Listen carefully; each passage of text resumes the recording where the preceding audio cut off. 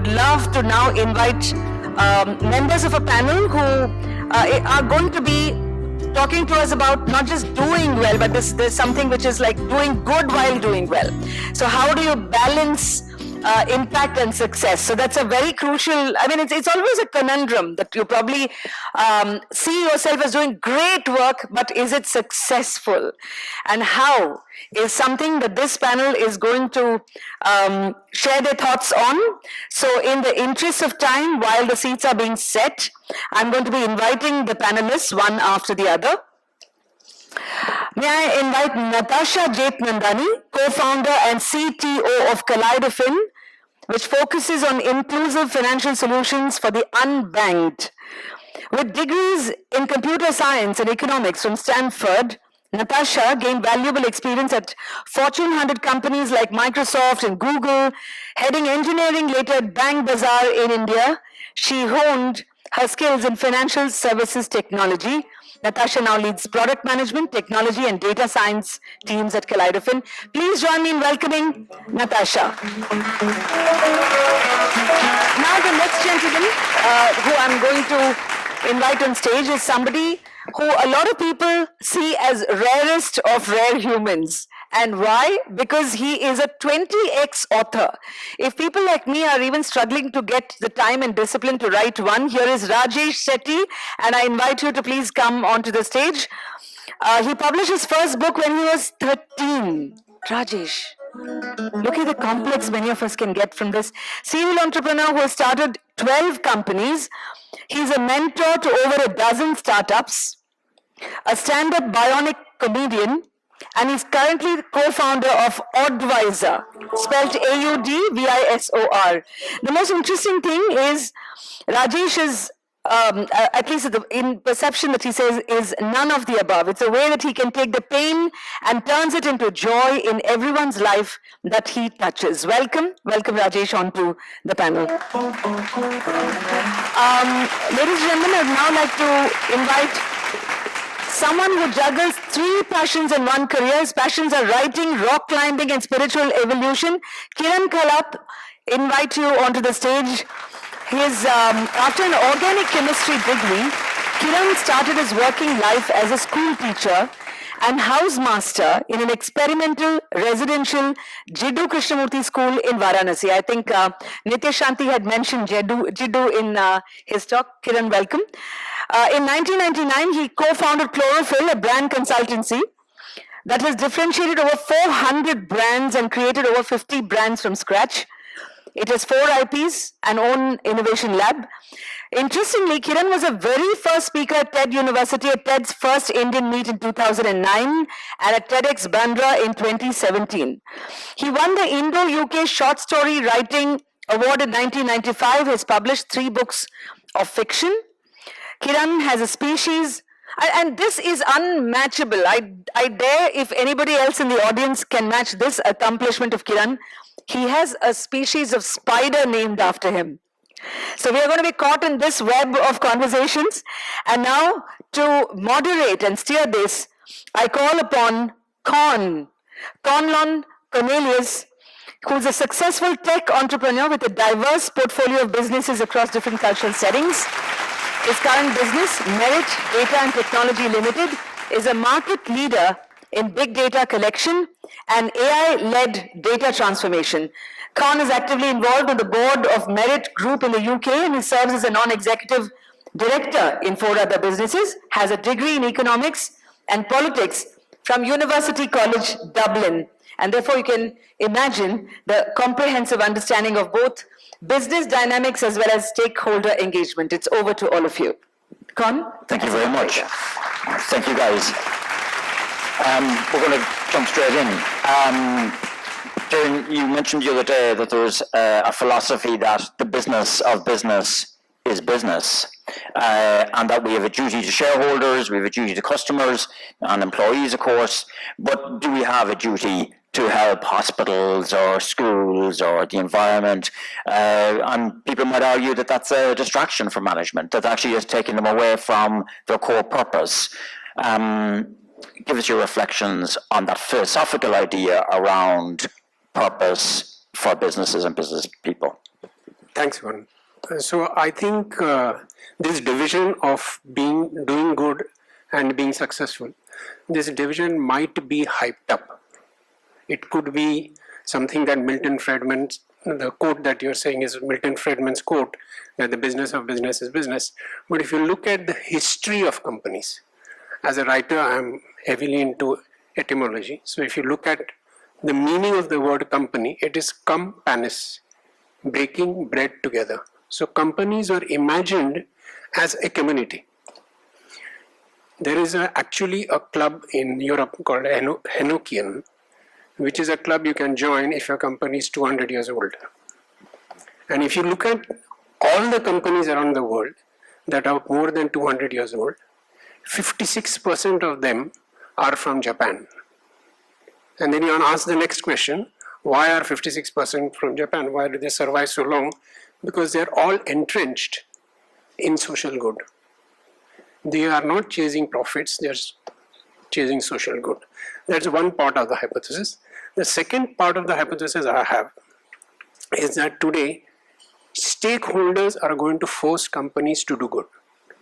Not just the CSR law. In India, you have a CSR law of 2%, but shareholders. So this entire notion of socially responsible investing, which was started by this lady called Amy Domini, there are now most stock markets actually have SRI indices. So stakeholders, even shareholders, are forcing companies to do good. Yeah. So it's not going to be as rare. This division may not be as rare as we believe it is. Yeah. Yeah, socially conscious investing is a huge area, and there's a huge amount of money in funds that are very, very particular about the companies that they invest in. And the ESG movement that we're also seeing, environmental and social and governance, is a serious topic for certainly every listed business. Rajesh, do you want to pick up on it? Do you want to add anything on this philosophical distinction? Also, because of the namaskaram to all of you. Thank you for the opportunity. See, extending on what Kiran was saying, there are also two more things, looking good and feeling good about the business. Because earlier, without social media, looking good would have been just a mouthpiece, and you have a microphone to say we'll say something that will make us look good, but we may not be feeling good if we are not doing the right thing. But in social media, everybody is on a microscope anyway. So if there is if there is a discrepancy between thought and action, you are living in public and building business in public. And René Girard's book about mimetic desire can be used positively too, because if you are doing good, there is also already a premium that comes with the mind share of the young millennial people that are there. So overall, if you are doing good, you will also do very well in business. So it's almost like it's a no-brainer for me, for companies to adopt the doing good and doing well philosophy. Natasha, do you want to round it out?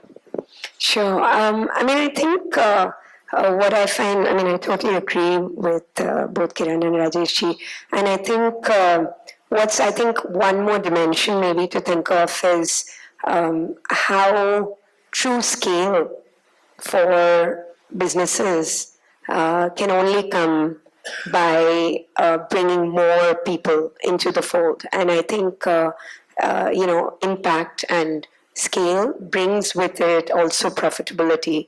And I think there's really another angle, which is that corporations and organizations outside of corporations as well, the more they can expand the volume of people that they can impact, by default their impact increases. And so I think philosophically I feel that too makes it like a real push and an imperative. And we see that in many businesses. How do you go to the next set of customers? How do you expand? How do you increase impact? And with that, I think very often comes changes in how do you adapt a product? How do you adapt your reach? And you really have to think outside the box to be able to do that well for reaching the next customer segments. Yeah, and I think that's good for everyone. I think there is a maturing around the business world. In the 1980s, and some of us will be old enough to remember the Wall Street movie, and greed is good, and that idea you have to be tough and hard in business to succeed. I think that's maturing into something a lot more holistic, and with the ESG Yes. and others. And I think it's a maturing, it's a kind of evolution that had to be gone through, and I think it's left us all in a better place. We talk about some specific examples of companies where the impact is more apparent, and we touched the other day on Tom's Shoes, which is a company in America that was producing shoes and was a sort of entrepreneur. And the idea was that they would buy a pair of shoes for people, I think, in Peru or South America, for every pair of shoes that they sold in the US. The shoes are well made and they're fairly expensive, but this idea that we'll give a pair of shoes to charity as part of our mission, a central part of his proposition. It took a strange journey, Kiran, didn't it, that one? That sort of... Yeah. So anybody interested in this, just watch a documentary called Poverty.Inc. And I think what Con is pointing out is that at face value, this sounds like a fantastic idea, that Tom's is giving away one pair of shoes free to people in Africa. And so the buyer in the US feels very good. But if you watch this documentary called Poverty.Inc., you'll see what is happening to the receiver in Africa. So that village where shoes were being made by local shoemakers, that shoemaker has gone out of business. And the people in Africa who receive the shoes over time start saying that I don't want a hand-me-down, I want to win my shoes. So this doing good can also have a fake face. It is not actually doing good. Yeah, and I guess it presses the importance of measuring the impact that you're having, and I think there's a few other examples of where they ended up doing more harm than good. The couple that I like, there's a company called Timpsons in the UK that I'd mentioned to the guys. They do key cutting and they do shoe repair and repair of luggage, and they hire a lot of ex-convicts, and a large part of their workforce will have served time in prison, and he's integrated them into the stores, and so that's a much more sustainable way. The other example I saw is a Netflix series called The Rise of the Social Entrepreneurs, where the lady in California was giving a free pair of socks to homeless people in California, in LA, and in San Francisco for every pair of socks that were bought. And I think it had a different dynamic because you were not undermining the indigenous industry. The clothing stores of Los Angeles weren't getting hurt by the fact that homeless people were getting free socks. It was a lot more local, which maybe there's something in that, and a lot more, I think, thought through. So the places where it can work well and not work well. There's great Indian examples. We don't have to go to the US for good examples. I mean, the Tata Group itself and TVS here in Chennai, the Morigappa Group, have got superb records in systematic impact through their various trusts. So I think there's some good lessons. Rajesh, any examples you can think of, or any ones you want to touch on? Just on the Tom Shoes example itself, the pattern is that sell something to people with a desire and who can afford, and from the profits you make, give it to people who are deserving but cannot afford it. That's the pattern that is common across these companies. But if it is not thought well, if it is not well thought through, then in business model execution it will fail. So what did Tom Shoes do? They almost went bankrupt in 2019. Now they recovered and they're in a flexible giving plan, which means that 1/3 of the profits goes to mental well-being related stuff. So before some company decides to do what is good for marketing, buy one pair of shoes and we'll give it to other day, one pair for free. Buy one, give one free. But you have to think through the entire system of what negative side effects are there by doing this.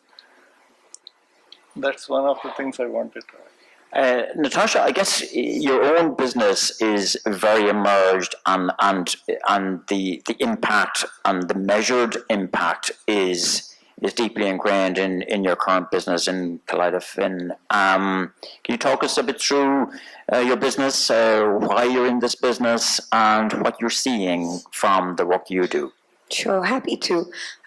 So Kaleidofin's a fintech that has been was founded about 5-6 years ago, and our whole idea is how do you really change the financial ecosystem so that you can bring better financial products to everybody. And I think the everybody is really the change here that we're trying to bring. And we're doing this by saying, how do you go beyond the top 150 million people in India to begin with, but there's of course a huge emerging markets aspect to this too. And now start servicing the next 500, 600, 700 million people who are not receiving access to the right kind of credit, who are not receiving, being able to open bank accounts that can actually be used effectively, who are not receiving other products like insurance. And the way we function really is as a platform that allows, first off, risk underwriting for customers who are otherwise very hard for a traditional bank to approach directly. So just to visualize, if you have, a tailor who's receiving most of her income in cash, or you have a smallholder farmer in rural Bihar, or you have a kirana store owner in Madurai. These are all people who are non-salaried, don't have very easy ways of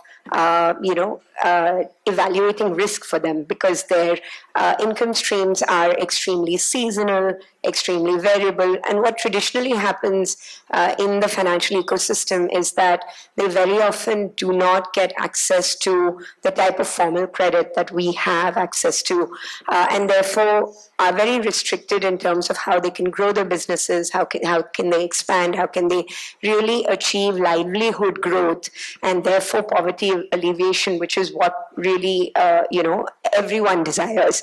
And what Kaleidofin is really trying to do here is trying to use technology, use data science to be able to first off underwrite this customer. So we built something called Chi-Score, which is the equivalent of a credit score. But it handles the seasonality, the unpredictability that this customer faces, and yet tries to differentiate high-risk versus low-risk customers. And we've gone further to then say, built on top of that, how do you now enable banks to lend very effectively to these customers at a large-scale way? And our approach is really to do this by partnering with the right institutions, banks on one side, and microfinance institutions or cooperative banks, regional banks on the other side, who are already working with the customer, but are not really able to bring things beyond the group loan concept, which is very restrictive for this customer. And so we've made a lot of progress. I mean, I'm proud of where we've come. We've now been able to enable credit for over 4 million customers using this, and about 16 to 17,000 crores worth of credit has gone through the system. Working hard, long way to go. That's superb. 4 million. Yeah. 4 million. I think that deserves a round of applause. 4 million lives changed. Superb. I love what you say about the credit scoring. I know credit scoring, certainly in the West, was such a crude instrument of people's. I have a rubbish credit score, but I love the fact you were able to take in the seasonality and maybe familial circumstances and other circumstances and get a nuanced picture that really reflects those lives in an intelligent way rather than some crude, broad assumptions. That's the bit I've loved about what you just said. That's the beauty of data science and technology, right? You can bring machine learning to a problem like this and really take it, be able to do very different things than what we've been able to do in the past. Rajesh, do you think there's an argument that doing well whilst doing good and actually making profit and generating revenue is a kind of an essential direction of travel for people who want to have impact? Because fundraising from philanthropy or trying to raise charitable funds, how sustainable is that, and how, people are a bit cynical about, certainly in the West, about charities and fundraising and where the money goes,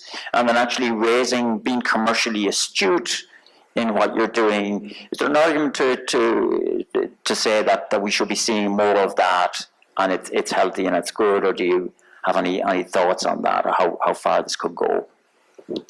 See, my thought, Con, is that what we do is important. How we do it is extremely important. Because the same, Kiran is a mountain climber. There is no one path to climb a mountain.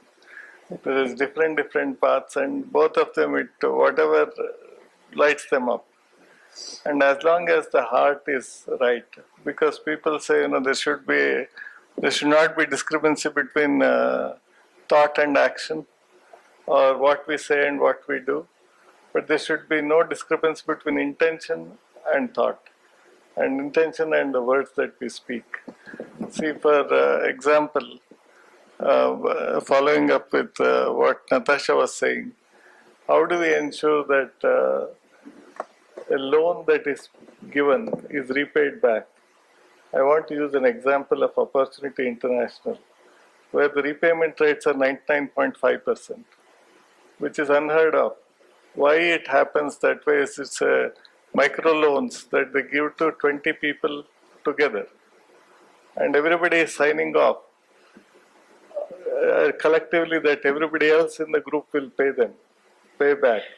If somebody falters, then 19 other people are responsible for paying the loan back.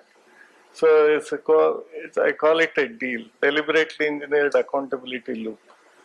And if for an individual, I call it a self-engineered accountability loop, seal, and this is called deal. So you can engineer seals for pursuing your individual goals. If you want to pursue group goals, then you have to make a deal. That's interesting. Kiran, do you want to pick up on any of that? There are 2 or 3 themes over here which I want to, and again in my bad habit of etymology. So if you look at this word individual, we are all individuals. Individual is not divided. That's the real meaning of that word. So this entire notion that you mentioned in Wall Street, that greed is good, this notion that I will be a shark where I work and I will be a dolphin when I come home, this division is meaningless. There is either you coming whole to work or either you coming whole to home, right? So this division is what is amplified, is what Rajesh is mentioning, that your intention and your execution should be the same. It will be the same once you realize, that you are an individual, you are not divided, you cannot be divided. So if you look at all the current themes, I think the themes have started in 2008. We are now talking about spiritual capitalism, right? And authenticity. So, not just capitalism. So this gap between doing well and doing good, that gap is slowly, most of your leaders in California are all into meditation, vipassana, all of that. So the whole person is coming to the office and the whole person is going home. Because we're seeing servant leadership coming through as a theme, and people being very authentic in their work. So you're seeing all of that emerging in the last 10, 20 years, and I think you're right, you cannot sustain 2 kind of schizophrenic ideas. That it just won't hold. One is the self-realization of authenticity, and the second is what Rajesh was talking about, of social media. Social media makes you naked. You can't, So we have this, I don't want to name the company in a public forum, but for 14 years it said that it had done no wrong. There was something leaked into the soil and they said, no, we haven't done it, until one organization asked a young girl to write a rap song. This is in Kodaikanal. And she did that rap song. It went viral. It went so viral that Hollywood noticed it. And when Hollywood noticed it, this company had to stand up and say, I'm very sorry, actually I've done wrong. And they had to pay the people who had been affected, whose health has been affected for 14 years. So it just doesn't allow you to tell lies. Yeah, no, it always comes out, and like the emissions, Volkswagen in Europe faking the emissions test, it always emerges in the end. So I think bosses it's a force. It's a force by itself. Yeah.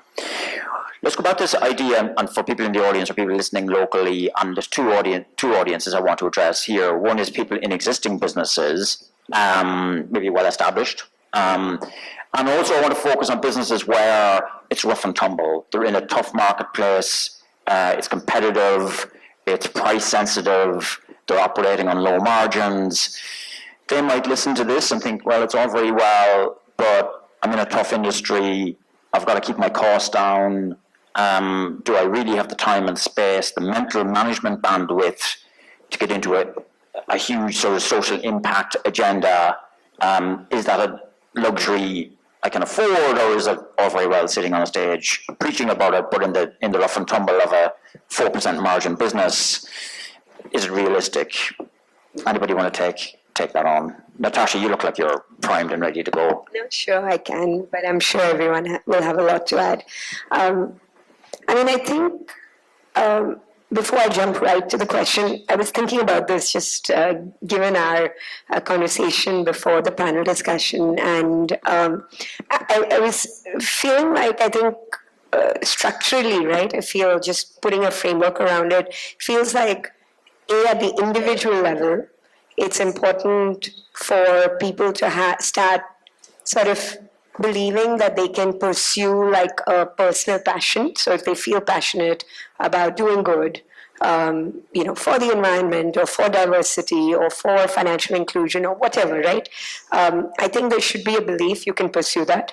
I think then at an organizational level, within whatever organizational you're in, ideally the organization can drive an objective, and there, I think leaders of organization, again, pursuing their own personal passions and believing they can make it work is super important.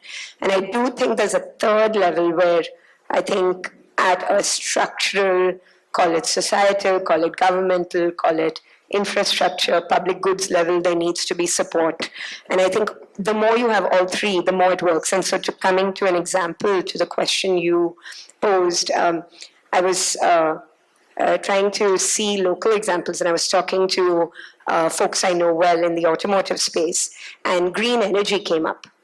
And these are, again, companies that fall very much in the gamut of what you're talking about, very low margins, very cutthroat kind of space, many factories, huge, large number of employees, and you're bringing in green energy, which is was known to be less cost effective. And, the examples given to me were very interesting, which was how they first started, and they needed to pretty much find their own way, find their own solar, where to get solar power from, where to get wind power from. Cost was very high, and yet the regulatory imperative was they had to do it. But the journey that has been made is that it's now possible to buy green energy from the grid.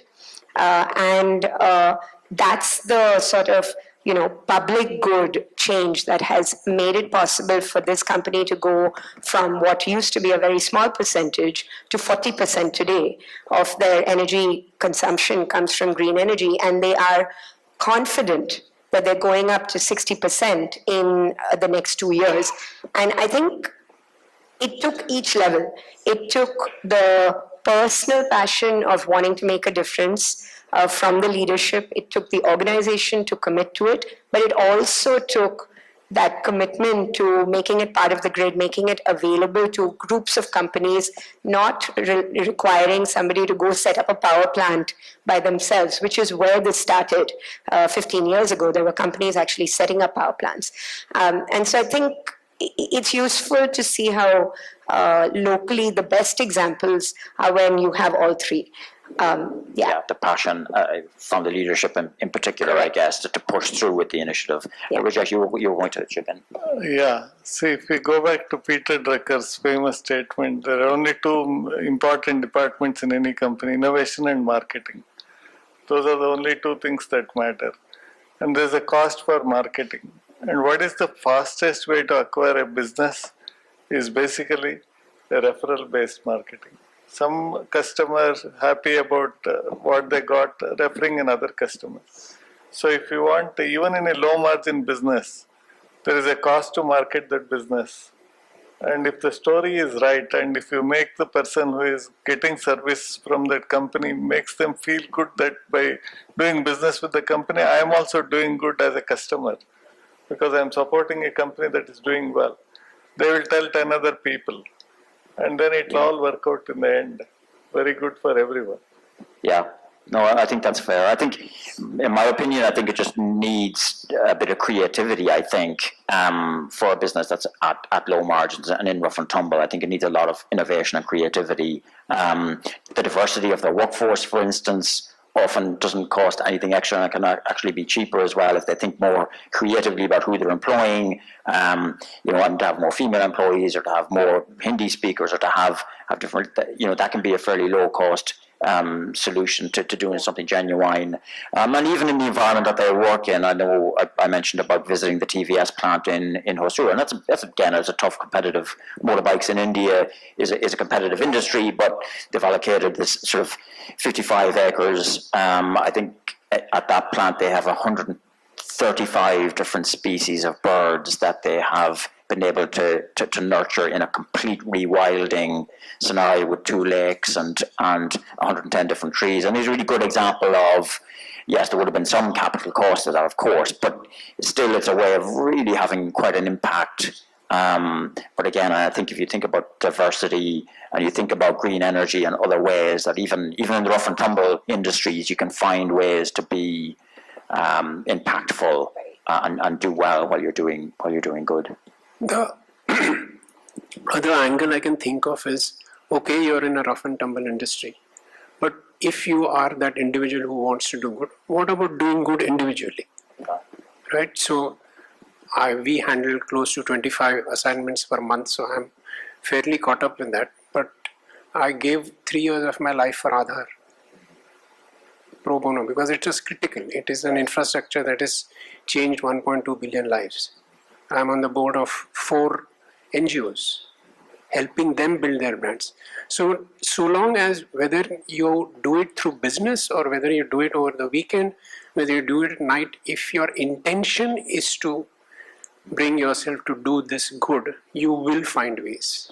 I think most business people, certainly the ones in Chennai, are a big bunch of softies because they're always helping out sort of people with sad stories and they're getting into difficulty, and there's always school fees being paid and there's always hospital bills being written off, and it's kind of unsung stuff. But I know every business leader that I hang out with, they'll do like dozens of those sort of gestures year in, year out. Yeah, they're not propping up the Wall Street stereotype, I'm afraid, in Chennai, which is really heartening to see.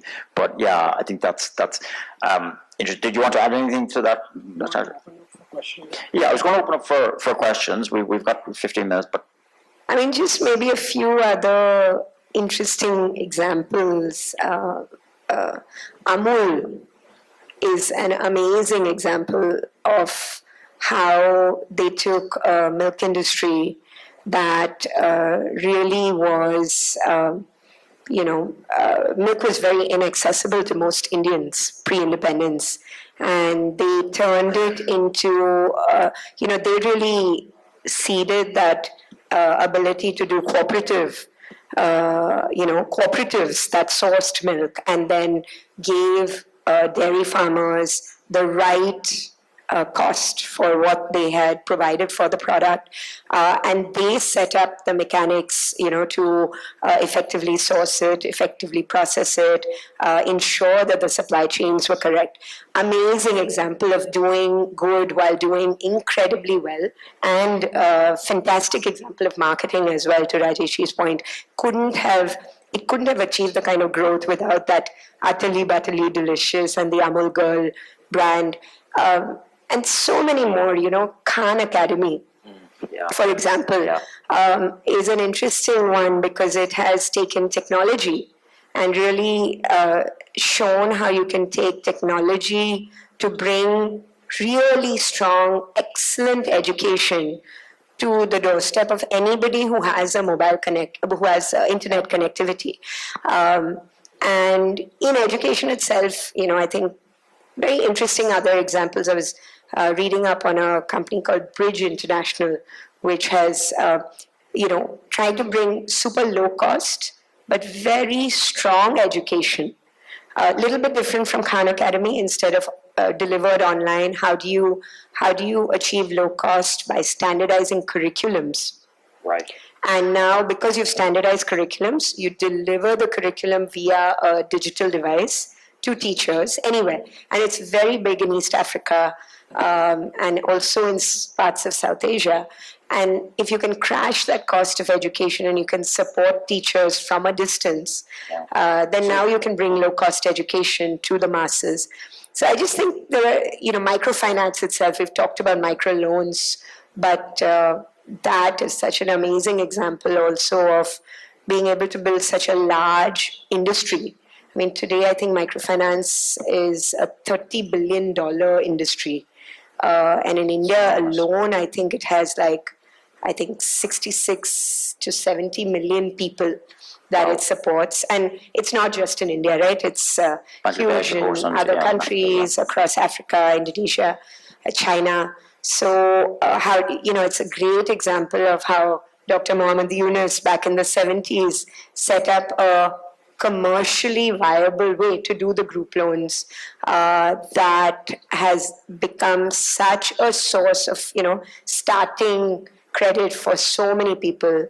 Again, I think so many just good examples, local and beyond, yeah. Very good.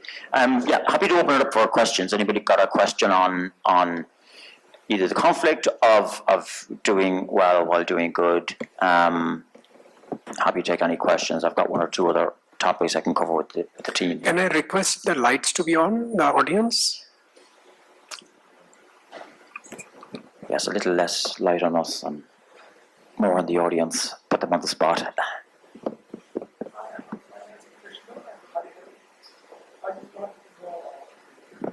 Anybody can give him a mic?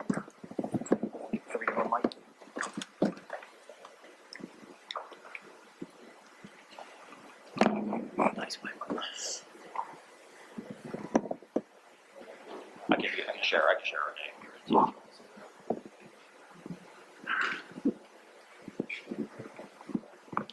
Hello. Hi, I'm Hariharan. I'm a professional chartered accountant.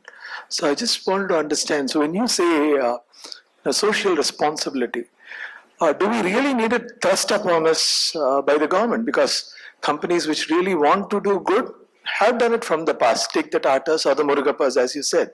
But otherwise, unnecessarily being imposed on us by the government, is it really effective? Do you think that it comes, is it a pain, or do you really feel that such a thrust is necessary? So even, when you say microfinance, socially, yes, definitely there is a reach, but the cost of microfinance is not less than 21 to 24% on an average. It's quite high by today's standard. So I can take the first bit of that. The question was asking about the mandatory CSO contribution that the government asked businesses to pay as a percentage of their profit. I felt quite conflicted about that myself initially, and I didn't like it, to be honest, because I felt it was the government shirking its duty onto private businesses, and the government does that occasionally, whether it's around transport for employees or safety of employees, which I believe are the job of government. So I was conflicted about that levy, and I didn't like it being forced on businesses. And the other thing I don't like about it is I think sometimes people and business people say, oh, I've paid my 2% CSO, so I've done my bit. I think it lets people off the hook in a very uncreative way. So I struggle with that. I understand why it's there and we pay it, but I definitely have mixed feelings about it, but I don't know if anybody else wants to pick up on it. See, my thinking is that if you want to look at systemic problems, they exist everywhere. The way I look at it, what is the positive that has come out of it? As if nothing positive has ever come out of it, then we all have to revolt and say that what is happening. But there are people who would have done it anyway, and they are just setting aside 2%. Some companies are setting aside even more than 2%. See, the world requires more example of good things, and there will always be people, 80-20 rule. If 80% of it is good, then I'm okay, because the other 20% makes the 80% look even better. Yeah, and in Merit, my business, we've used it to help sports people because I think they're woefully underfunded in India if they're not cricketers. And it has forced us to be creative about our giving. So although I was whinging about it, it certainly has had a positive impact. I don't know if you want to comment on interest rates for microfinance. I mean, I presume the interest rates are nothing like the loan shark alternative that you have, but I'll let you pick that up. No, I think I think that's exactly it, right? Yes, microfinance rates are high, but they're high because the alternative, I mean, first of all, the operational cost is actually that high. To deliver, everyone in this room probably has access to a personal loan. We have our bank relationship managers chasing us sometimes to see if we need anything. But if you go beyond, like I said, the top 150 million people in India who don't have access, cost of funds from a bank, then you add the operational cost of an actual institution running it on the ground and conducting center meetings and setting up branches. The cost of funds plus that operational cost does add up to that. And I think not to justify the cost, right? I mean, of course, if interest rates could be brought down, we should do that. That's an imperative that a lot of institutions are asked to do by the government, by regulatory bodies as well. But I think the comparison is to the loan sharks, to the money lenders. And I've done personally tens of field visits to both rural areas as well as literally outskirts, not even outskirts, like within Bangalore. You land in Bangalore airport and there are, small setups before you get around the Yelahanka area. And people are very comfortably will tell you that, yes, I borrowed something and, it's 5% per month. Right, and that's so normal for them, and it's presented so casually that they don't even look at it as an issue, right? And so when you're comparing 22% rate to things like 60 to 200%. There is a huge benefit to this customer, and they are not going to be able to access the 8 to 12% rates that we have access to. So I think it's more of a comparative, what people can access and what we should enable as a overall society. Any other questions? Yeah.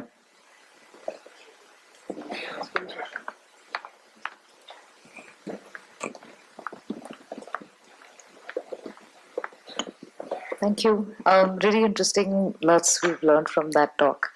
To me, it's not necessarily a contradiction, doing good and doing well, in the sense that I can't think of examples of companies who've survived in the long term by not doing something good, right?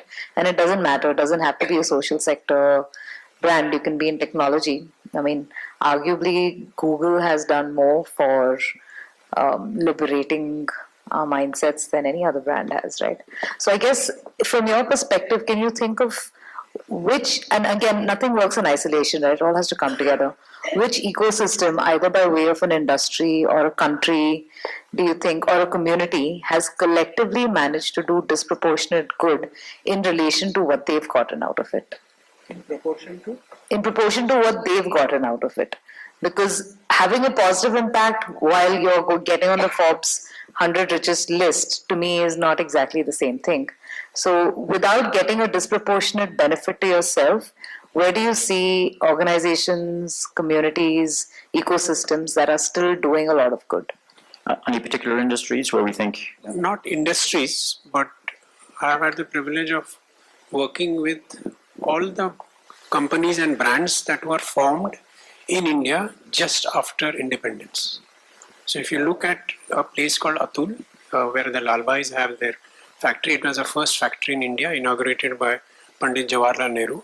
If you look at the good that they have done to Ahmedabad and to Gujarat as an ecosystem, it's mind-blowing. If you look at the Mafatlals, they actually took care of the famine in Orissa, just one family. In the 1970s or 1960s, I forget the exact era. If you look at, if I had the privilege of going to the Ambassador car factory in in Bengal, they had 2 hospitals, 2 universities, 3 schools, 1 stadium, all of it. So they had created entire cities for their people, more than just to get profit out of making the ambassador car. So most of the brands, most of the companies that were born after India got independence had this huge entrenchment in making India independent. So all those, including the Tatas, all those companies, they continue to do good even today and have created disproportionate good without worrying about disproportionate profits. In US, there is a classification of companies called B Corporation. Just like C Corporation, there is a B Corporation. The entire intent from operations, intent and business plan involves making all the stakeholders happy, not just the shareholders happy. And until now, until about 10 years ago, people were saying, okay, these companies will not go public because then when it goes public, then everybody will focus on the bottom line only. But HC is a company that, as an example, that went public and it's been doing very well for the last 7 years. So there is now a movement, at least in the US, where they say, okay, we are declaring that our doing good is in our core DNA, and shareholders are also happy to support such companies. Yeah, it's a big thing, B Corp, and it's quite credible as well. I think they're avoiding the greenwashing phenomenon that we're seeing in other businesses. So that B Corp idea is really getting momentum. We probably could squeeze in one more question. Do we have? Yes. Not a question, but to add to the list, Arvind Eye Hospital from Madurai is an example of they do great social good, and as well as it's a great hospital. Absolutely. So a patient can come in and register in the where he or she's not paying any money, and then once they get the band and they go into the hospital, there's no differentiation between a paid customer and a unpaid customer and a free customer. That's a great example to me. Fantastic. To add to that, I think all 3 big chains, Arvind Netralaya, and then Shankara Netralaya, and then Shankara Eye Foundation hospitals, all of them are doing very well because needlessly blind has to be eliminated. And I am a volunteer at Shankara Eye Foundation. $30, you get free eye surgery. Whoever can afford to pay, they can pay. About 20 to 30% of them voluntarily pay. That will subsidize the cost for people who need it but they can't afford to pay. Yeah, from a business perspective, right, doing well and doing good means only one thing, top line or bottom line. From a stock market investor perspective, is it even possible without external funding? If I take external funding, I think my story is finished. Right? Is there any cases where is it even possible without, like the examples of Tatas, they were all personal money, family money, which they had choice on how to spend it and invest it. Once you take an external investor, do entrepreneurs really have the freedom to choose? I would argue that they do. I think if they communicate their mission to their shareholders and they're very upfront about it, that this is a central part of their strategy for purposes of longevity, because they believe that improving the environments in which they operate will perhaps rebound with greater consumer demand. If they make the case for, strategic impact to their shareholders, and they're very transparent about it, and they're upfront about it, and they're unashamed about it, I think they can get away with it. The shareholders can decide not to invest or to pull their money out. But I think, as Kiran was saying, from a longevity point of view, clearly there's a correlation there. I won't say it's causation, but there's a correlation that's emerging there, that enduring, durable, successful businesses have this streak of doing good somewhere in their DNA. And so I think there's a powerful argument for it, but you've got to communicate that very well, I think, to your shareholders and let them get off the bus if it's not a picture that they're comfortable with. That would be my thing. I think you can do both, even with external funding. Maybe not as a startup, perhaps, but as you mature, I think for sure you can. And I think even as a startup, I think, yes, it's tougher. And I do agree that you need to have a business model and you need to know your paths to break even and profitability. But I do think there are also impact investors that are for patient funding. There are well-known organizations like Omidyar, Axion, various foundations like Dell Foundation, Gates Foundation, and a slew of others, right? There's a whole space of impact investing that also look at businesses from the same profitability lens that other investors do, but they just might be okay with, maybe instead of a pure focus on break even within 18 months, they may give you a slightly longer period to achieve that. But as Con said, being very clear about your goals up front and indicating, also thinking through what your path is and how you achieve profitability is important. But I think there are ways to do that even for startups.